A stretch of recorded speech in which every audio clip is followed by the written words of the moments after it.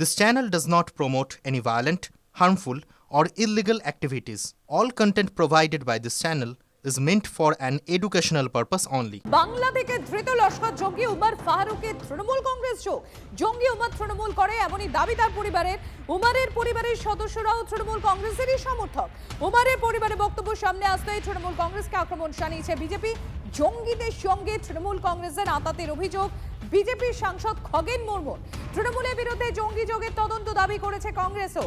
সীমান্ত রক্ষার দায় কেন্দ্রীয় স্বরাষ্ট্র মন্ত্রকের উপরেই চাপিয়েছে তৃণমূল কংগ্রেস।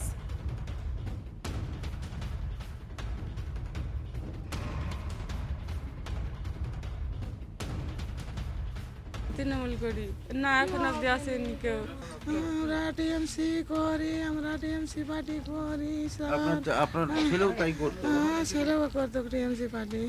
আমরা টিএমসি করি স্যার। কাউকে বলতে যাবো স্যার, কোনো নেতা ধরিনি স্যার, আমাদের কেউ নাই স্যার, আমরা কাকে ধরবো কি করবো?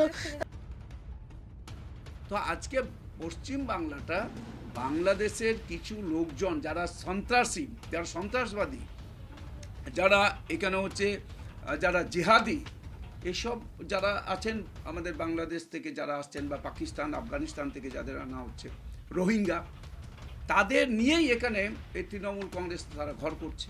আর তৃণমূল কংগ্রেস পুরোপুরিভাবে তাদের উপরে নির্ভরশীল এবং তৃণমূল কংগ্রেসের একটা হচ্ছে যে গোপন থাকতে পারে, তা না হলে এটা এত রেজাল্ট এত ভালো হওয়ার কি কারণ থাকতে পারে একদম বর্ডার এলাকাতে? তাহলে তদন্ত হোক, প্রমাণ হোক। টিএমসির কাছে যদি জামাতের সঙ্গে কোনো লিঙ্ক হোক, ওটা তো আমার বলার ঠিক হবে না, কারণ ওটা প্রমাণ দরকার। প্রমাণ, এগুলো বড় বড় অ্যাসার্টেশন, অ্যালিগেশন, তাহলে প্রমাণ দেখান। প্রমাণ যদি হন, অবশ্যই এটা খারাপ জিনিস। জঙ্গিরা তো যদি বর্ডার দিয়ে আসে, সেক্ষেত্রে তো কেন্দ্রীয় সরকার বা বিজেপি সরকারের দায়িত্ব সেটাকে রক্ষা করা। কিন্তু যেটা ওরা তৃণমূল কংগ্রেসের ওপরে চাপানোর চেষ্টা করছে, খুব ভালো করেই জানেন আজকে আমাদের দল বৃহৎ দল, এটা মানে সেই জন্য বহু মানুষ এসেছে, ভালো কাজ করার জন্যও এসেছে দলের মধ্যে, আবার কিছু দলকে ব্যবহার করার জন্যও আছে, সেটাও দল দেখছে। আপনারা দেখতে পাচ্ছেন সেই ছবি আপনাদের সামনে তুলে ধরছে হাতিয়াড়ায় জঙ্গি আস্তানা। ইকবালপুরের হোটেলে এই দুই জঙ্গি ঢোকে, লেনিন সরণির হোটেলেও দুই জঙ্গি। বিভিন্ন সময় কলকাতার বুক থেকেই যে সন্দেহজনক যাদেরকে গ্রেফতার করা হয়, পরে তাদের জঙ্গি যোগ পাওয়া যায়। লেনিন সরণির সেই হোটেল দেখাচ্ছি যেখানে দুই জঙ্গি ছিল, ধর্মতলার হোটেল, দীঘার হোটেল, হাওড়া বাস স্ট্যান্ড, একটার পর একটা জায়গা। দেখুন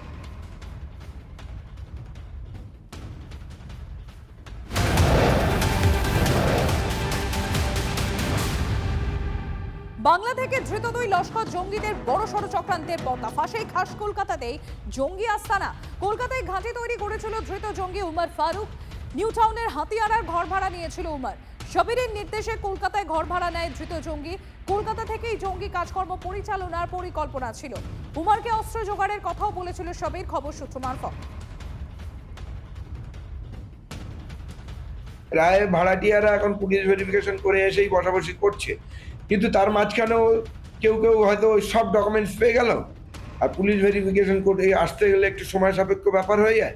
তার জন্য অনেক সময় তার যা ডকুমেন্টস, ভোটার কার্ড, আধার কার্ড, প্যান কার্ড, যা ডকুমেন্টস থাকা দরকার সেই নিচ্ছে, ভাড়া দিচ্ছে। দেখুন, কয়েক হাজার মানুষ ওখানে ভাড়া থাকে হাতিয়াড়া, তার মধ্যে একজন দুজন কে এখান থেকে গলে গলে চলে আসছে সেটা বোঝা তো সবার পক্ষে সম্ভব না। খাসেই কলকাতার বুক থেকেই লস্কর জঙ্গি ধৃত। আর এই নিয়ে রাজনৈতিক নেতৃত্বের তরফ থেকে কি প্রতিক্রিয়া পাওয়া যাচ্ছে, কংগ্রেস এবং তৃণমূল কংগ্রেসের তরফ থেকে কি রিয়াকশন পাওয়া যাচ্ছে শোনাবো। পশ্চিমবঙ্গে জঙ্গি কার্যকলাপ কোনো দেখভালের তো কোনো ব্যবস্থা নেই। পশ্চিমবঙ্গ তো করিডোর, জঙ্গিদের করিডোর, কালো টাকার করিডোর, হিরোইন মাফিয়াদের করিডোর, শিশু পাচারের করিডোর। এ বাংলায় জঙ্গিরা মনে করে যে এ বাংলা তাদের জন্য সেফ হেভেন হবে। এটা চিন্তার বিষয়। লস্করে তো কী করে ঢুকছে, কী করে আছে, নিশ্চয়ই চিন্তার বিষয়। আইসিস জঙ্গিরা কি করে ঢুকছে ভারতবর্ষে? বর্ডার সিকিউরিটি, বর্ডার পাহারা দেওয়ার দায়িত্ব কার? অমিত শাহ। অপদার্থ অমিত শাহ অপদার্থ কেন্দ্রীয় স্বরাষ্ট্র মন্ত্রক তারা জঙ্গি অনুপ্রবেশ ধরতে পারছে না, দিল্লির ইন্টেলিজেন্স নেটওয়ার্ক ফেল করছে কেন? তারা যদি ঢুকেও থাকে বর্ডার পেরিয়ে, 2 জন ঢুকেছে, বাকি 6 জন কোথা দিয়ে ঢুকেছে? দিল্লির ইন্টেলিজেন্স কী করছিল? সিকিউরিটি নেটওয়ার্ক কী করছিল? আইবি কী করছিল? পেহেলগামে যে জঙ্গি হানা হলো কোত্থেকে এসছে? এলওসি বর্ডার পেরিয়ে পাকিস্তান থেকে ঢুকেছে, সেখানে বর্ডার পাহারার দায়িত্ব কার? অমিত শাহ। জম্মু কাশ্মীরে পুলিশের কন্ট্রোল কার? অমিত শাহ। তো সেখানে ঢুকছে কী করে? 100 কিলোমিটার পথ উজিয়ে আসছে কী করে? তারপর পর্যটকদের উপর গুলি চালাচ্ছে কী করে? যে সমীর না, বেহালার যে ভদ্রলোক মারা গেলেন, আজ অবধি তার স্ত্রী দরজায় দরজায় ঘুরছে, আজ অবধি তার স্ত্রী কোনো কাজ পায়নি কেন্দ্রীয় সরকারের কাছ থেকে। এরপর এরা মুখে বড় বড় বাতেলা মারবে আর শুনতে হবে। তৃণমূল হাব বানিয়েছে না, যেমন বর্ধমানে মিষ্টি হাব, সেরকম এই পশ্চিমবঙ্গটা হচ্ছে জঙ্গি হাব। পুরো পশ্চিমবঙ্গটা জুড়ে মমতা ব্যানার্জি একটা জঙ্গি হাব তৈরি করেছেন, মাত্র আর কিচ্ছু না। পুরো পশ্চিমবঙ্গটা একটা জঙ্গি হাবে পরিণত হয়েছে।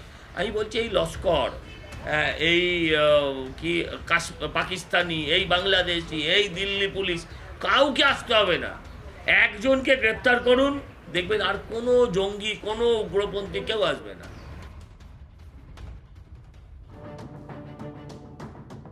আর এই যে দেশে বড়সড় নাশকতার ছক ছিল ধৃত জঙ্গিদেরকে, এই প্রশ্নই উঠে আসছে, কারণ একাধিক গুরুত্বপূর্ণ জায়গাতে রেকি করেছিল এই উমর। 2025 ডিসেম্বরে রেকি ভিডিও বাংলাদেশে হ্যান্ডেলার শব্বিরের কাছে পাঠিয়েছিল গোয়েন্দা সূত্র মারফত এই খবর উঠে আসছে। আর কি উঠে আসছে খবর?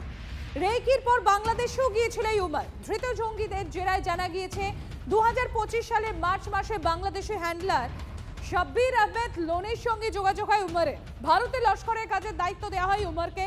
শব্বিরের নির্দেশে দিল্লি ও কলকাতায় ভারত বিরোধী পোস্টার লাগিয়েছিল ধৃত জঙ্গিরা। পোস্টারগুলোতে ভিডিও তৈরি করে বাংলাদেশে পাঠানোও হয়েছিল। জঙ্গি কাজে আরও বাংলাদেশি যুবকদের নিয়োগ করার দায়িত্ব দেওয়া হয় এই উমরের উপরে।